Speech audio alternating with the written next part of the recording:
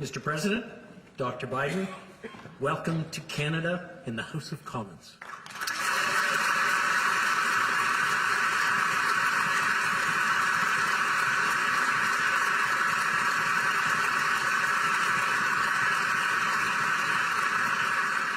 Monsieur le Premier Ministre, Prime Monsieur Minister, le Président Fury, Speaker Fury, Mesdames et Messieurs, les chefs ladies de and parti, gentlemen, Mesdames et Messieurs, party les leaders, parlementaires, members of Vos Parliament, Excellences, chers invités, Your Excellencies, permettez-moi guests, de vous souhaiter la allow me to bienvenue welcome à you cet to this événement very special event. extraordinaire.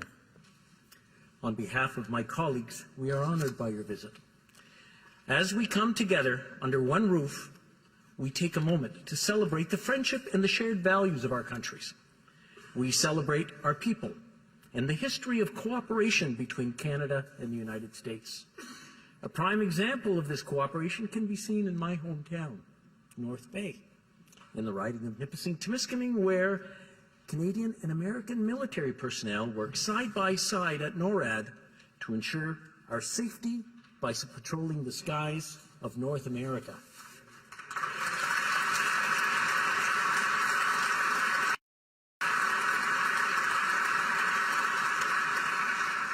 NORAD is proof that when Canadians and Americans venture to undertake a mission together, we accomplish great things, but more importantly, our great friendship grows.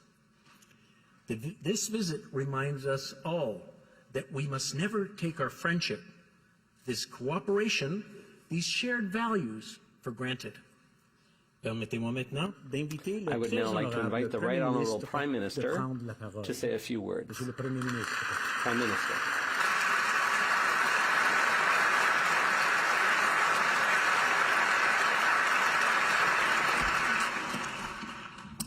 Thank you, Mr. Speaker. Today, we welcome to our Parliament the 46th President of the United States of America, President Joseph R. Biden, Jr. Mr. President, you are a true friend to Canada, and that matters more than ever in this consequential moment. Make no mistake, these are serious times. When the consequences of a warming planet are intersecting with the aftermath of a global pandemic, when an unjustifiable war in Europe has shocked the conscience of the world and exposed the vulnerability of energy markets and supply chains, when families are facing the pressures of inflation and struggling with affordability, when citizens around the world feel anxious about their future and their kids' futures.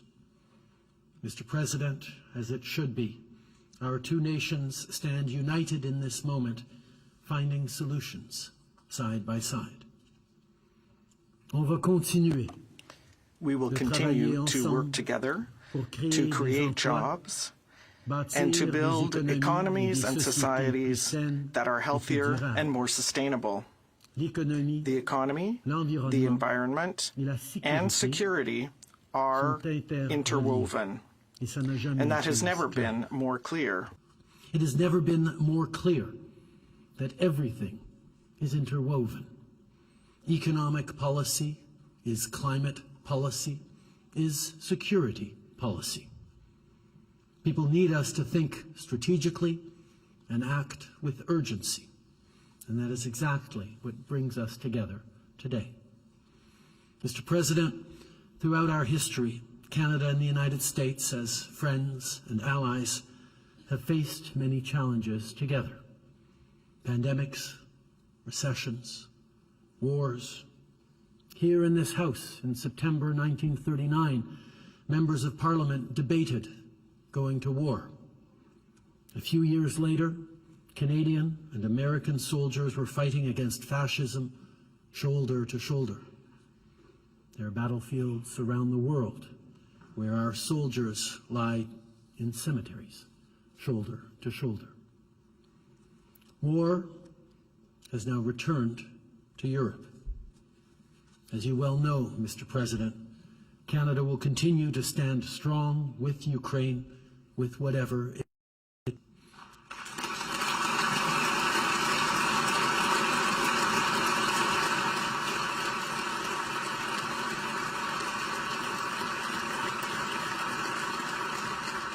Together, both of us are partners that Ukraine and the world can count on.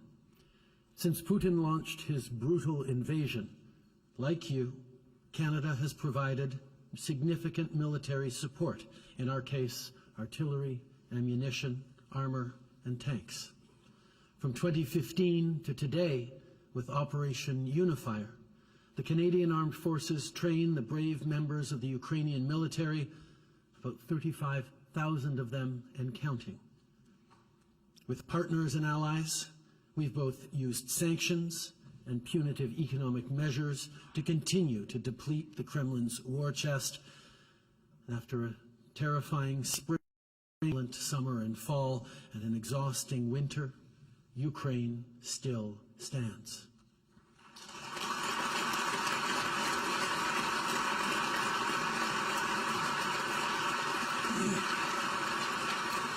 Il y a un an, notre ami, le président 1 year Zelensky, ago, s'est our adressé friend à cette President chambre Zelensky pour nous addressed remercier this chamber d'avoir to thank soutenu us dès for le having début. supported him from the Aujourd'hui, beginning. Monsieur le Président, Today, Mr. President, ensemble, together, on réitère notre we message pour le reiterate that président message for Zelensky et President pour les Zelensky Ukrainiens. and all On Ukrainians.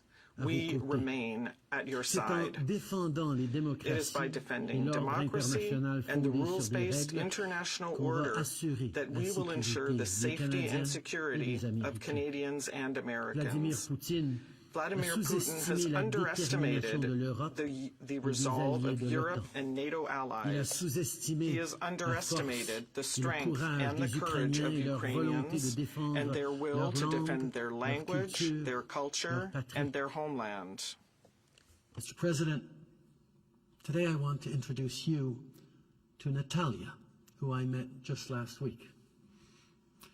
Natalia arrived in Canada from Ukraine more than 10 years ago. Give us a wave, Natalia.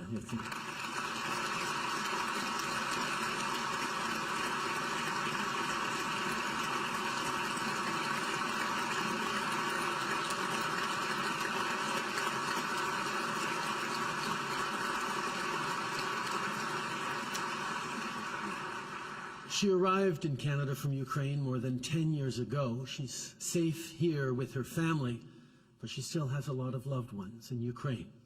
Every time she hangs up after speaking with a cousin or a friend, she feels a twinge in her heart, wondering if this conversation might be their last. Mr. President, we cannot and will not let Natalia's loved ones down. The Ukrainian people are counting on us. We must stand shoulder to shoulder with Ukraine with as much as it takes, as long as it takes.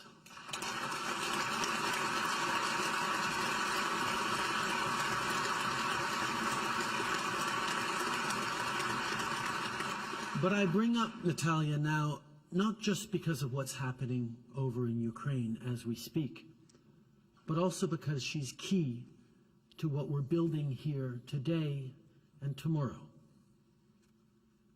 Vous savez, j'ai rencontré Natalia You en know, I met Nouvelle-Écosse Natalia in la Nova semaine Scotia passée, last où elle week. vit actuellement près de She Bridgewater, currently lives near une petite Bridgewater, ville de which is a 9 000 small town personnes. of some 9,000 people. Depuis plus de 50 For ans, over 50 years, l'usine de pneus the Michelin Michelin tire à plant Bridgewater in est Bridgewater une des has plus been one of the most performantes du high-performing facilities in the C'est grâce world. à la force des It is travailleurs thanks to que the Michelin strength vient of d'annoncer des the workers investissements there that majeurs Michelin has just pour announced moderniser major ses investments installations to afin modernize de its répondre à la facilities demande in order to croissante respond to the de growing véhicules demand électriques. for electric vehicles. De bons emplois Good, stables, stable comme ceux qu'on jobs trouve like dans the cette ones usine, at that comptent vraiment plant pour truly Natalia count for et sa Natalia famille. and her family. Ils comptent aussi And they pour nos also petites count et for our grandes large and communautés. small communities.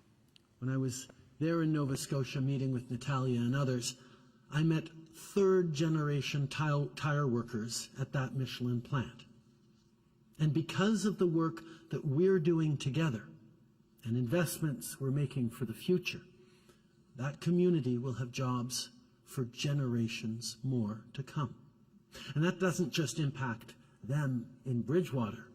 It means there will continue to be vans delivering food to grocery stores in California and trucks delivering medical supplies to hospitals in Pennsylvania that roll on tires made in Nova Scotia, as it should be.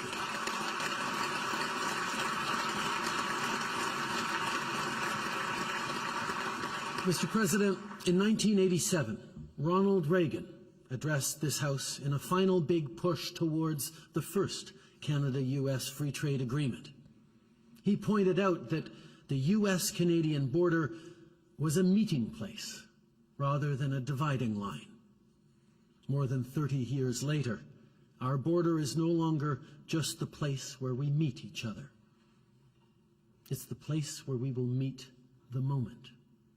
It's a place where we will meet the future. A future not only with good jobs, but good, stable careers for generations to come.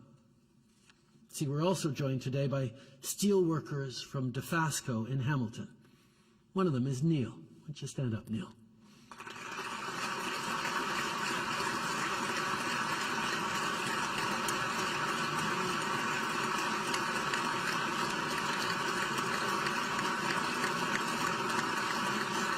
You see, Neil's mother worked at Dofasco in the 70s. His father worked in the finishing steel area for 37 years.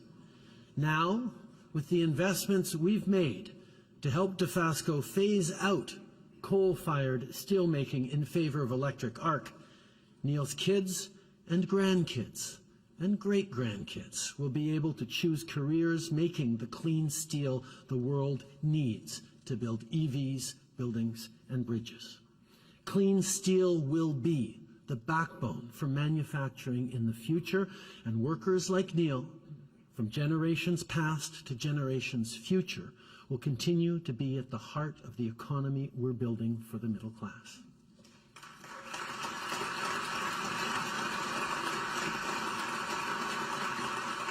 See, economic policy is climate policy, is security policy. With growing competition, including from an increasingly assertive China, there's no doubt why it matters that we turn to each other now to build up a North American market on everything from semiconductors to solar panel batteries. Mr. President, with the Inflation Reduction Act, you're creating the jobs of today and tomorrow for the middle class in America. And this also means more clients for Canadian critical minerals processors, for our clean energy innovators, for our integrated auto workers, for our farmers, growers and producers, and so many others.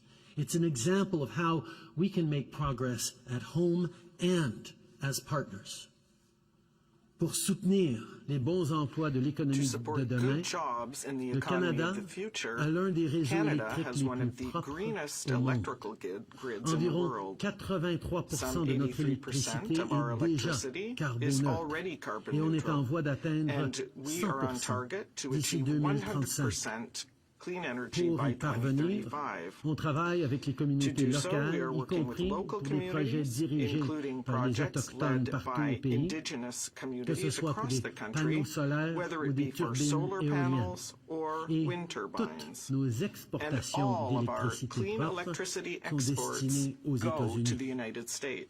À travers le monde, on doit tous accélérer notre transition vers les énergies renouvelables. Cette semaine, le groupe d'experts des Nations Unies sur l'évolution du climat a publié un nouveau rapport qui indique que notre planète va atteindre un seuil critique en matière de réchauffement climatique au cours de la prochaine décennie. Ça veut dire plus de vagues de chaleur, plus de sécheresse, inondations et plus d'espèces en péril. When I met on the Atlantic coast last fall who saw their houses being torn to pieces by Hurricane Fiona. When I think of the people of Lytton, BC, whose town burned because of a wildfire during a record-breaking heat wave. I know that responsible leadership means doing more to fight climate change, more to protect families. Climate policy is economic policy, is security policy. En tant que dirigeant, notre priorité est d'assurer la sécurité des gens. Non seulement on doit continuer notre travail, on doit en faire plus et plus rapidement. Et je sais que vous êtes d'accord, Monsieur le Président. Je me souviens de la discussion qu'on a eue en 2016, I remember our vous et discussion moi, in sur la lutte 2016 contre les changements on climate climatiques, change lorsque vous étiez en visite au Canada when en you were tant here que in Canada as vice-président. Vice President. Vous aviez rencontré les premiers ministres des You met with provinces the et des premiers of territoires the provinces et and les dirigeants territories, as autochtones. well as with indigenous Ce même leaders. jour, That same pendant la day, réunion des premiers ministres, at the notre first ministers' gouvernement meeting, a adopté le Our cadre government pan-canadien sur la croissance the propre et les pan-Canadian changements framework on climatiques, clean dont la growth and base était de climate mettre un change, prix sur la pollution which à essentially l'échelle du puts pays. a nationwide price Je on suis pollution. donc très heureux de vous accueillir à I'm nouveau pleased aujourd'hui, to be your host sachant que la again protection today, de l'environnement knowing that demeure environmental l'une de protection vos remains one of your priorités top principales. priorities.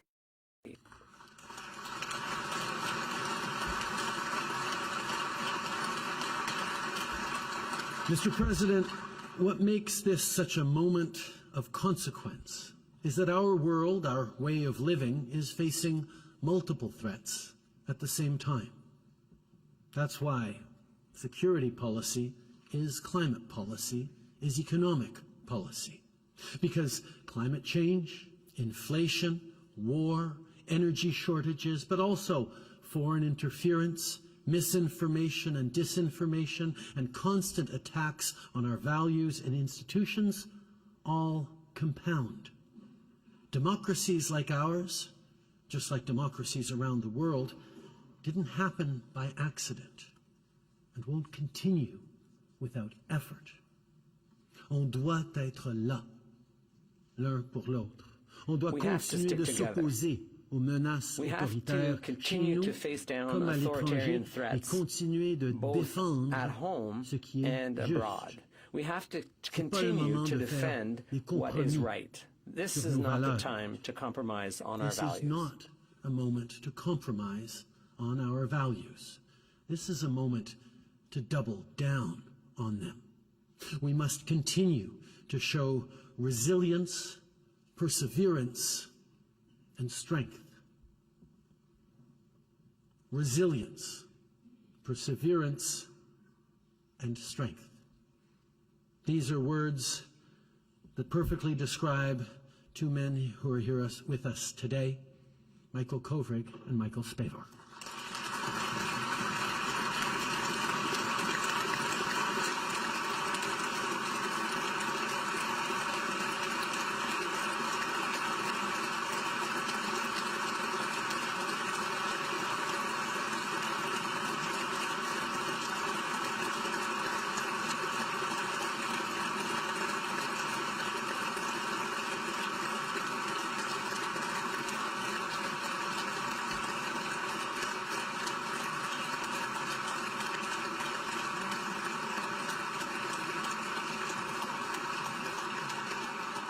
Mr. President, when the plane transporting the two Michaels landed on Canadian soil after more than 1,000 days of arbitrary detention in China, Canadians proved that resilience, perseverance, and strength are more than just lofty ideals.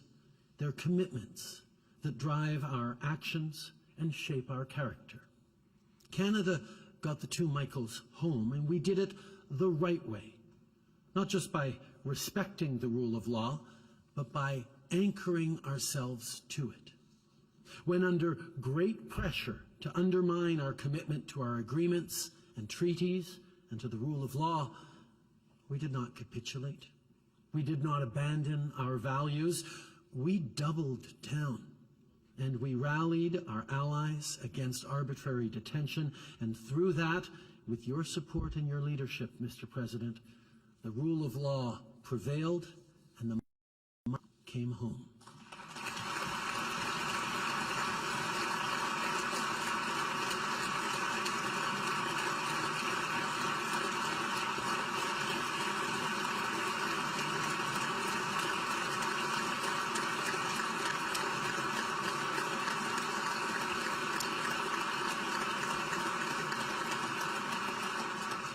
Avec nos alliés et nos partenaires, les Canadiens Together et with les our allies Américains and partners, doivent rester une Canadians source and Americans d'inspiration pour le have reste to du remain monde, a source mais of surtout, inspiration to the rest on of the doit world. poursuivre notre travail But above all, Chaque we jour, have to keep up the on doit good faire work. les efforts nécessaires Every pour bâtir day, un we avenir have to meilleur do what needs to pour be les gens done comme to Neil build a et better Natalia future et for pour leurs people like enfants Neil et and leurs Natalia, petits-enfants. their kids We and must, grandkids. and we will meet this moment.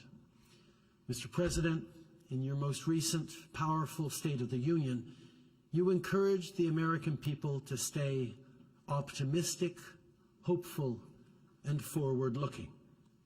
Well, this is a vision that Canadians share too. So let's keep working hard, and together, let's continue to build a better future for our people. Welcome to Canada, my friend. Ladies and gentlemen, the President of the United States of America, Joe Biden.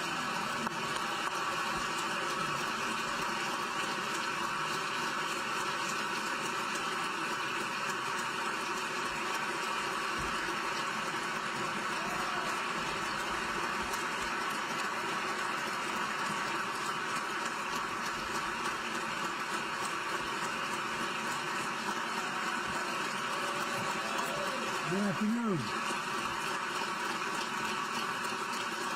Thank you, thank you, thank you. Thank you. Good afternoon. Bonjour, Canada.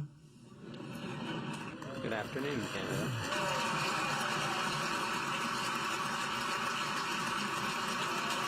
I must tell you,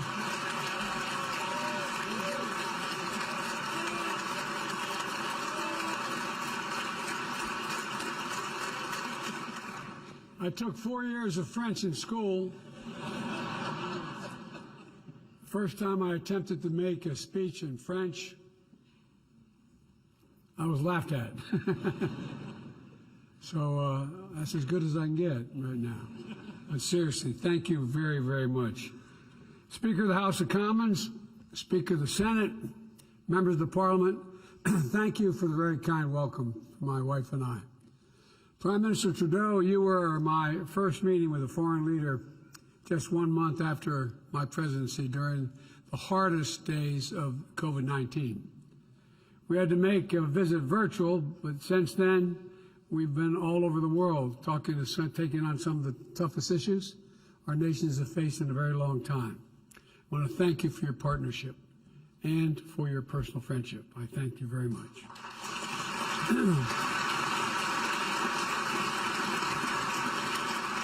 Jill and I are grateful for the hospitality that you and Sophie have shown us. Ladies and gentlemen, I'm honored to have the opportunity to uphold a tradition carried out by so many of my predecessors addressing the hallowed halls of the Canadian democracy, although this is a different hall. You've done a hell of a job here. This is really beautiful. It's really very beautiful. This is a custom that speaks to the closeness of our relationship.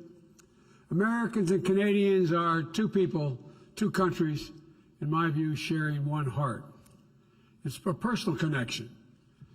No two nations on earth are bound by such close ties, friendship, family, commerce, and culture.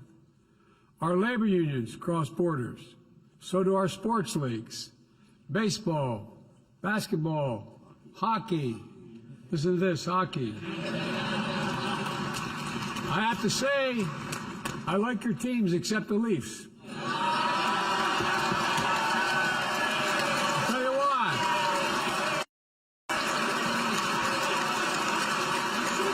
I'll tell you why.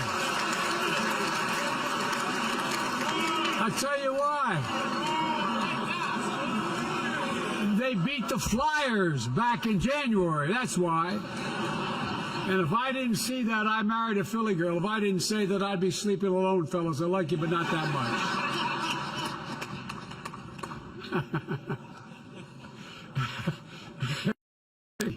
To take a partnership between Canada and the United States as a given. And but when you stop and think about it, it's really a wonder. 5,552-mile-long border, more than 8,800 kilometers, defined by peaceful commerce, trading relationships that measure more than $2.5 billion a day. Every day, hundreds of thousands of people cross the borders going in north and south. Just to visit, knowing they'll find a warm welcome on the other side of the border. Americans love Canadians, and that's not hyperbole. It's a data-driven fact. Earlier this week, the Gallup poll did a new poll showing American opinions on different countries in the world. This is a fact. Canada ranked at the very top. 88% favorable rating among Americans.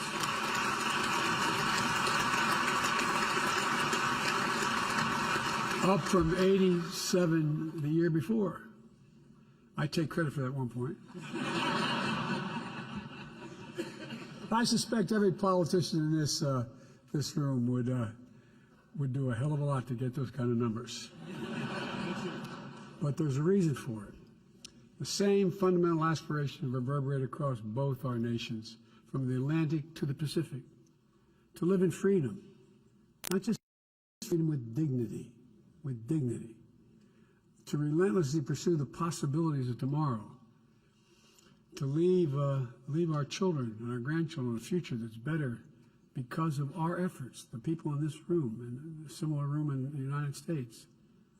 President Kennedy said, and when he spoke here in 1961, and I quote, he said, "Ours is the unity of equal and independent nations, co-tenants of the same continent, heirs of the same legacy, and fully sovereign associates in the same historic endeavor, to preserve freedom for ourselves and for all who wish it, For more than a century of that historic endeavor, Canada and the United States have had each other's backs. In war and in peace, we have been the stronghold of liberty, safeguard for the fundamental freedoms that give us our lives, literally, give our lives meaning. We have gladly stepped into the responsibilities of global leadership because we understand all that is at risk for Canadians and Americans alike when freedom is under attack anywhere in the world. Today, our destinies are intertwined and they're inseparable, not because of the inevitability of geography, but because it's a choice we've made again and again. The United States chooses to link our future with Canada because we know that we'll find no better partner. And I mean this from the bottom of my heart. No more reliable ally, no more steady friend. And today I say to you and to all the people of Canada that you will always, always be able to count on the United States of America. I guarantee.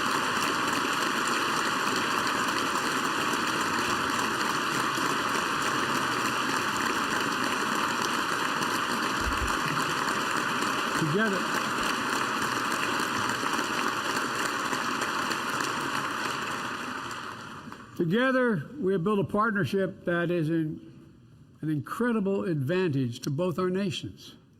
That doesn't mean we never disagree, as any two countries will do from time to time.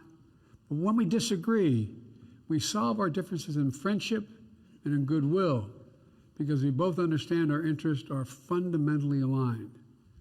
As we stand at this inflection point in history, I had a professor who once explained an inflection point as you're going down the highway at 60 miles an hour and you rapidly turn in one direction 5 degrees, you never get back on the same path again.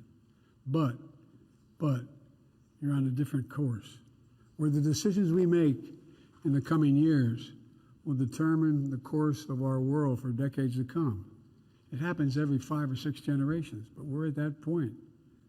Nothing gives me greater confidence in the future than knowing Canada and the United States stand together still. Today, I'd like to speak a little bit about the future, if I may.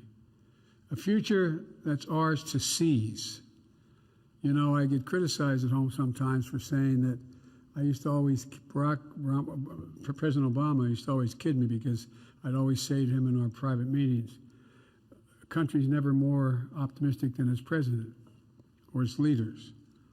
Well, I have never been more optimistic in my life about the prospects. I really mean this from the bottom of my heart. We are so well positioned. The future built around our shared responsibilities, prosperity, security, shared values. First, it's a future built on shared prosperity, where Canada and the United States continue to anchor the most competitive, prosperous, and resilient economic region in the world. That's a fact. That's just a fact.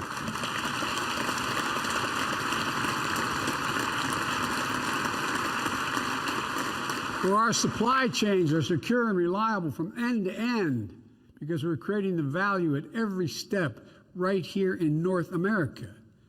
We're mining critical minerals, to manufacturing, packaging the most advanced semiconductors in the world, to producing electric vehicles and clean energy technology together. A future where we understand that economic success is not in conflict with the rights and dignity of workers or meeting our responsibilities addressing the climate crisis, but rather those things depend on us doing that. Depend on us doing that. Actually. Since becoming president, I've been laser focused on rebuilding the U.S. economy from the bottom up and the middle out. Not a whole lot trickled down from the top down on my dad's kitchen table. And by the way, when the middle class does well, the wealthy do very well. No one gets hurt.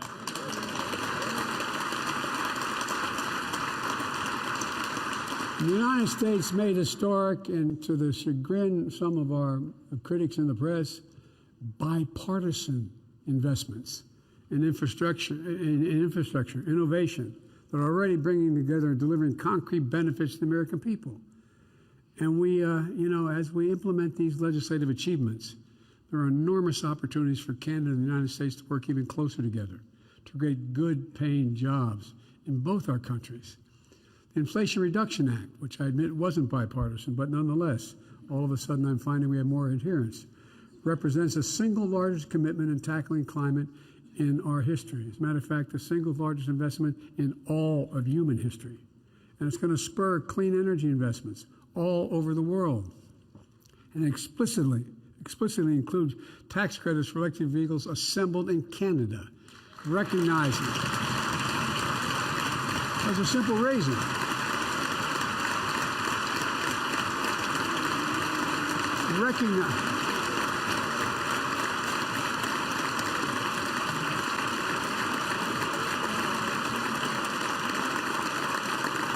Recognizing how interconnected our auto industries are and our workers are.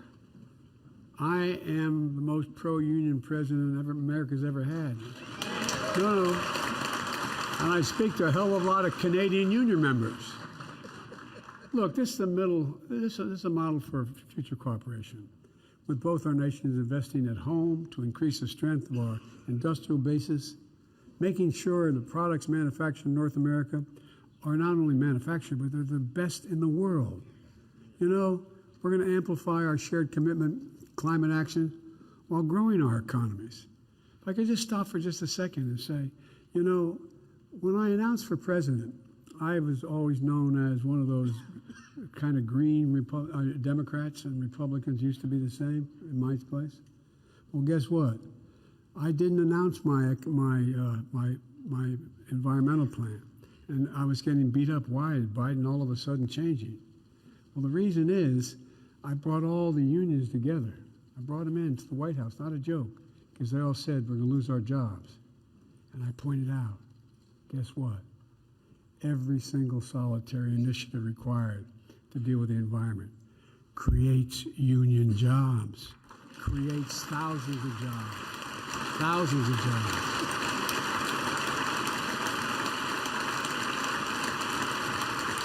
For example, I met with the IBEW and pointed out we're going to build 5,500 electric charging stations. Guess who builds them? Union workers. So look, we're coordinating the standard for new electric vehicles and charging stations, so Americans and Canadians can continue to easily cross the border without ever hitting a snag in their American or Canadian-built automotive zero-emission vehicles. Moreover, we're going to build batteries and technologies that go into those vehicles together.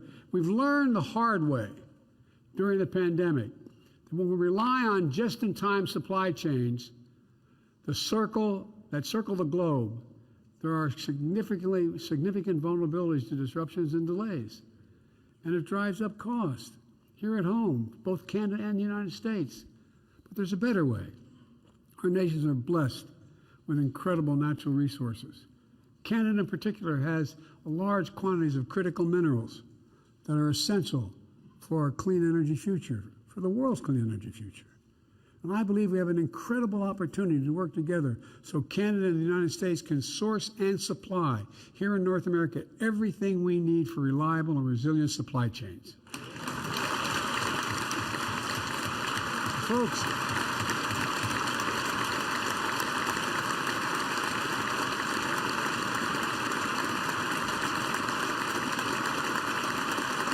Folks, to help make our critical mineral supply chains the envy of the world, the United States is making funding available under the Defense Production Act to incentivize American and Canadian companies to responsibly mine and process critical minerals needed for electric vehicles and stationary storage batteries.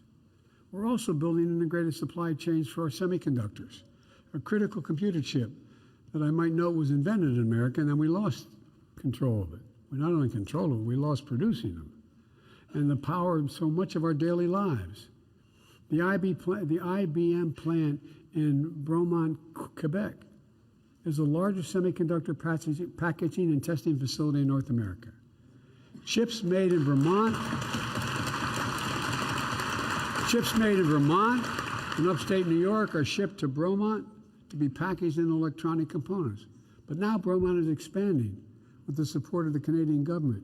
And there's going to be a lot more work to do. Thanks to the Bipartisan Chips and Science Act I signed into law last year, companies are breaking ground for new semiconductor plants across the United States, representing billions of dollars in new investments in American high-tech manufacturing. $12 billion from Taiwan Semiconductor Manufacturing Company in Arizona. $20 billion in counting for Intel in Ohio. $100 billion in New York, the single largest investment of its kind ever in the world. And chips began to roll off these new production lines in America. A lot of them are going to be coming to Canada to be packaged. And that's a lot of jobs, good paying jobs. And today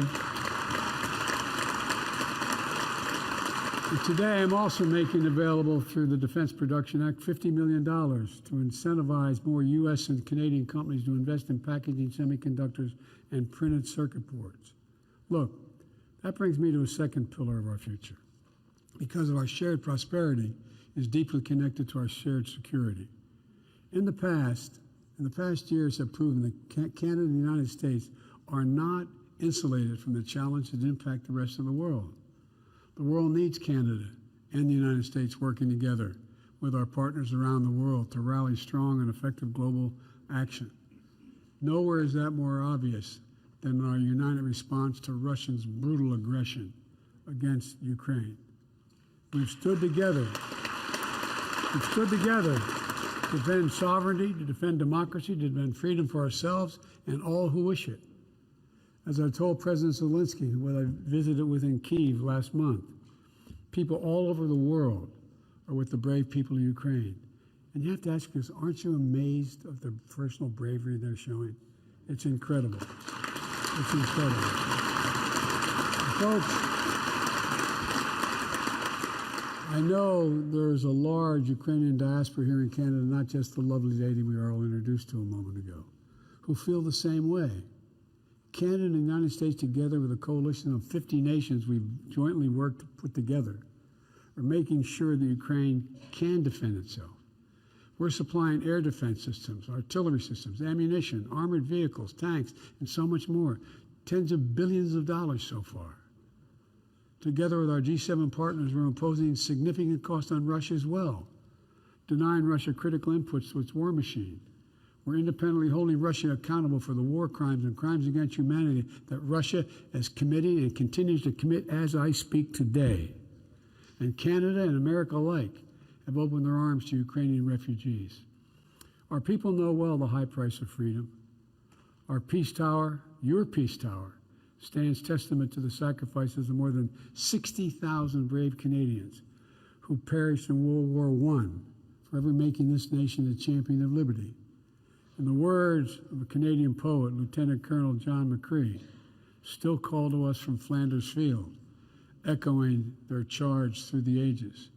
And I quote it, to you from failing hands, we throw the torch to you to hold it high. So today, let's once more affirm that we're going to keep that torch of liberty burning brightly and support the Ukrainian people. We will not waver.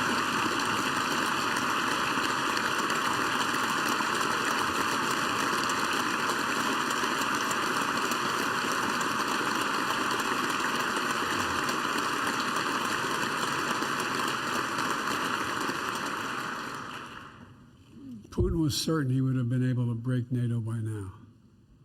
He was certain of that. But guess what? His lust for land and power has failed thus far. Ukrainian people love of their country is going to prevail. In the face of President Putin's aggression against Ukraine, Canada and the United States are also making clear our commitment to our NATO allies. We'll keep our alliance strong and united. We'll defend every inch of NATO territory. An attack against one is an attack against all.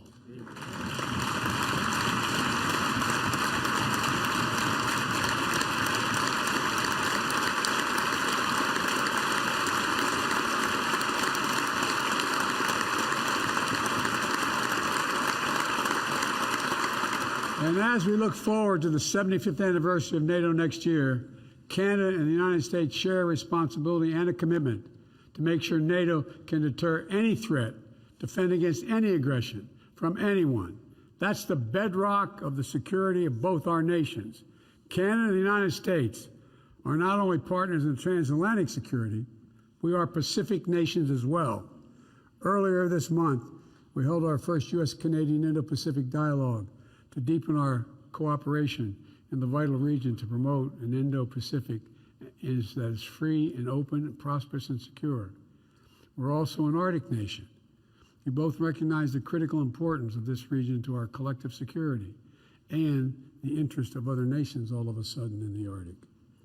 We're working in close coordination to steward and protect the northernmost reaches of our world. And we are American nations, deeply invested in ensuring that the Western Hemisphere is peaceful, prosperous, democratic, and secure. And that starts with our commitment to defending our people and our own sovereign territory. NORAD is the only binational military command in the world. NORAD is the only binational military command in the world. Yet another way in which our partnership is exceptional. It is an incredible symbol of the faith we have in one another and the trust we place in each other's capabilities. Soon, NORAD will have a new next-generation over-the-horizon radars to enhance our early warning capacity, upgraded undersea surveillance systems, modernized infrastructure that is necessary to host the most advanced aircraft. And I'm looking forward to continuing to work in close partnership with Canada as we deliver on these needs so that our people can continue to rest soundly, knowing NORAD is in the watch. Folks,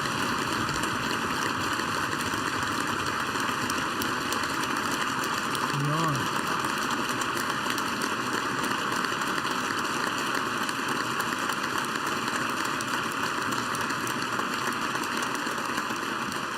We're also coordinating closely to take on the human security challenge throughout the region. We're working in partnership with the people of Haiti to try to find ways to provide security, humanitarian assistance, and to help strengthen Haiti's stability. We're tackling the scourge of synthetic drugs that are devastating Canada and American communities, particularly our young people. Fentanyl is a killer, and almost everyone knows someone who has been affected by this, lost a child or lost a friend. Canada and the United States are working closely with our partner Mexico to attack this problem at every stage, from the precursor chemicals shipped from overseas, to the powders, to the pills, to the traffickers, moving into all of our countries. And we all know synthetic opioid epidemic has its roots around the globe, not just here. So today we're announcing a commitment to build a new global coalition of like-minded countries led by Canada and the United States to tackle this crisis. This is about public health. This is about public health.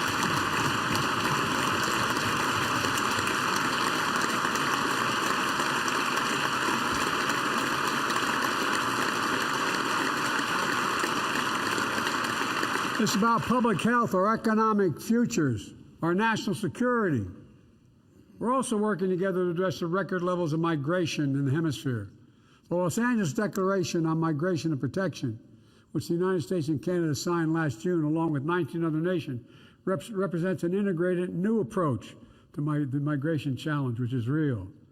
One that unites humane policies that both secure borders and support people.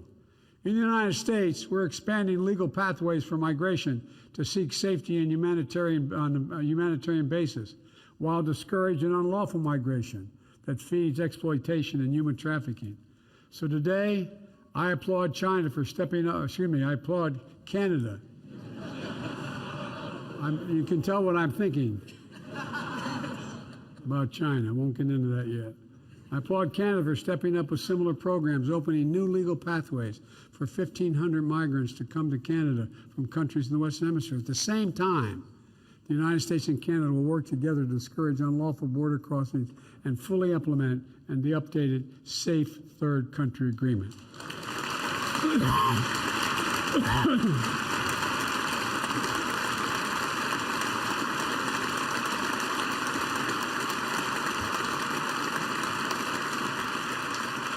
Finally, as we advance our shared prosperity and security, we must never lose sight of our shared values, because our values are literally the linchpin holding everything else together.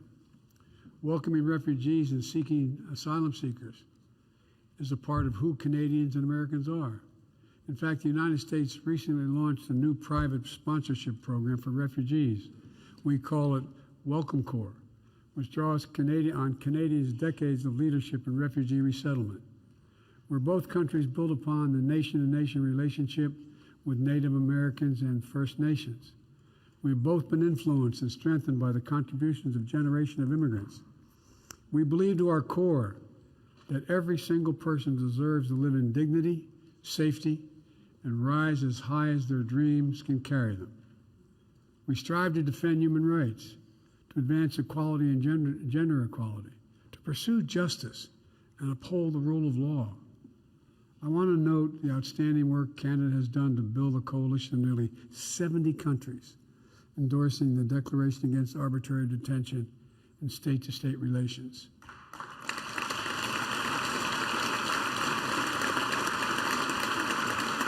It's not only a statement of values. Our citizens are not bargaining chips. They're not diplomatic leverage. They're human beings with lives and families that must be respected.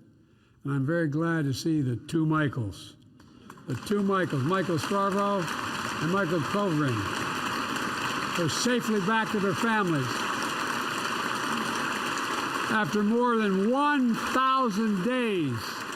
1,000 days in detention. If my mother were here, she'd say, God bless you both. Thank you for joining us today, and thank you for having an opportunity to meet you earlier. You know, the incredible diversity that defines each of our nations is our strength. And the Prime Minister Trudeau and I know this is a belief that you and I share. We both build administrations that look like America and look like Canada. I'm very proud that both of us have cabinets that are 50% women for the first time in history.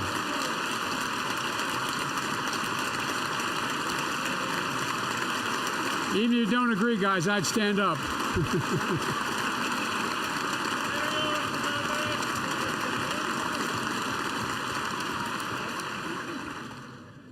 We took the lesson from you, because the bottom line is this.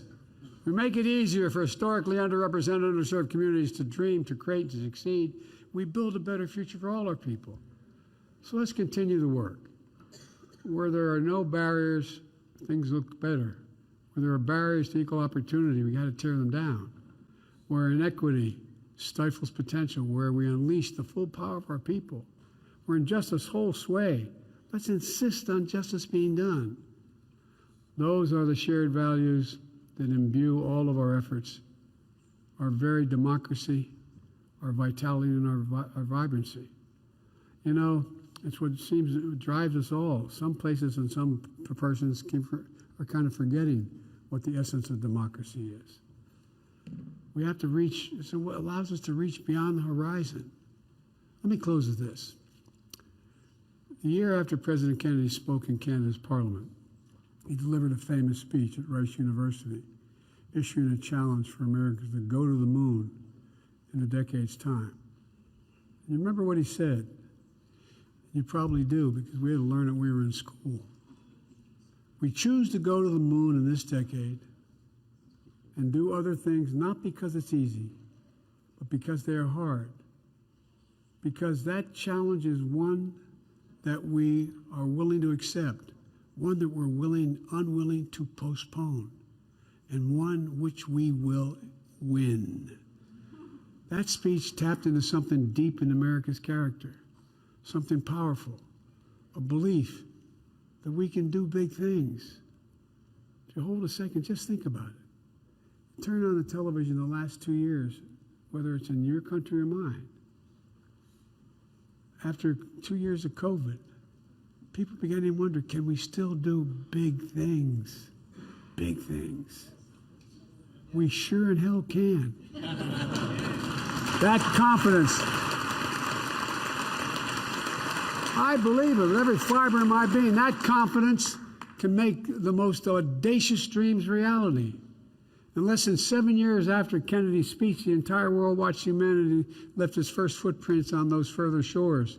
It inspired a generation and spurred much of the technology advancement which now enriches our daily lives. Today, our world once more stands at the cusp of breakthroughs and possibilities that have never before even been dreamt of. And Canada and the United States are leading and will continue to lead the way. In just a few days,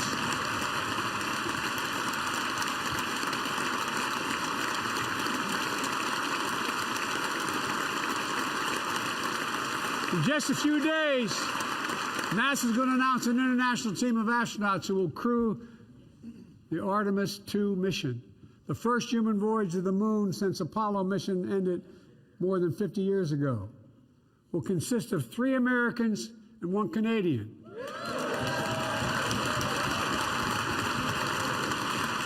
We choose to return to the moon together. Together we return to the moon.